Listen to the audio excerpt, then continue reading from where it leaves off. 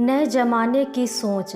रात के 10 बज रहे थे। मैं और विजय सोने की तैयारी में थे कि डोरबेल बजी। हमने एक दूसरे को देखा। इस वक्त कौन हो सकता है? मैं उठी, दरवाज़ा खोला। सामने तान्या थी। तान्या मेरी बेटी। मैं बुरी तरह घबरा गई। क्या हुआ तान्या? संदीप कहाँ है बेटा? मुझे नहीं पता। अब मैं उसके साथ नहीं रहूँगी। मगर क्यों? तब तक विजय भी आ गए थे। किस बात पर लड़ाई हुई? मैं अनजानी आशंका से घबरा गई। अभी तो 7 महीने पहले शादी हुई है। दोनों कितने प्यार से रहते हैं। आज तक कभी ऐसी कोई बात नहीं हुई। संदीप दामाद कम बेटा ज्यादा है। फिर क्या हो गया? तान्या कुछ तो बोलो बेटा। कुछ नहीं माँ, मैंने संदीप से कहा दिवाली में हम दोनों आपके साथ रहेंगे, पर वो कहता है कि वो अपने मम्मी पापा के पास जाएगा। हाँ तो ठीक है ना बेटा, यही परंपरा है। अब तुम्हें वहीं जाना चाहिए, वही तुम्हारा घर है।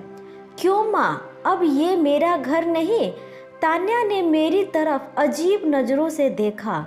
विजय ने बात संभाली। नहीं तान्या, माँ का ये मतलब नहीं था। शादी के बाद लड़की की पहली प्राथमिकता उसका ससुराल ही होता है। पापा, मैंने कब मना किया कि मेरे मन में संदीप के पेरेंट्स के लिए कोई इज्जत नहीं, पर मैं आप दोनों को अकेले नहीं छोड़ सकती। बेटा, तुम हम दोनों की चिंता मत करो, हमें तो अब अकेले रहना ही होगा। आप ये क्यों बोल रहे हैं? क्या आपके लिए मेरा कोई कर्तव्य नहीं? आपने मेरे लिए वो सब किया जो संदीप के पेरेंट्स ने उनके लिए किया। आपने तो बेटी कम समझकर कोई भेदभाव नहीं किया, तो मैं क्यों बेटा बनकर आपका ख्याल नहीं रख सकती? तभी डोरबेल बजी। इस बार संदीप सामने था। सॉरी मम्मी, सॉरी पापा, मेरा ये मतलब नहीं था। कोई बात नहीं बेटा, हम तान्या को यही समझा रहे थे कि उसे अपनी ससुराल जाना चाहिए। नहीं मम्मी, तान्या बिल्कुल सही थी, मैं ही गलत हूँ। उसकी फिक्र जायज़ है। तान्या प्लीज़ मुझे माफ़ कर दो, मैंने पापा से बात कर ली है। इस बार दिवाली में वो लोग यहाँ आएंगे। हम सब मिलकर साथ में दिवाली मनाएंगे। होली में हम चारों भोपाल चलेंगे, वहाँ मेरे घर होली मनाएंगे। इस तरह हम सब एक साथ त्योहार पर इकट्ठे होकर मस्ती करेंगे।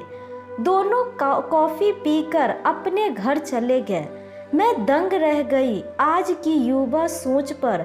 कौन कहता है कि आज के बच्चे समझदार नहीं हैं? इन बच्चों ने तो उस सोच को जन्म दिया है जो हम चाहकर भी कभी नहीं कर सकते।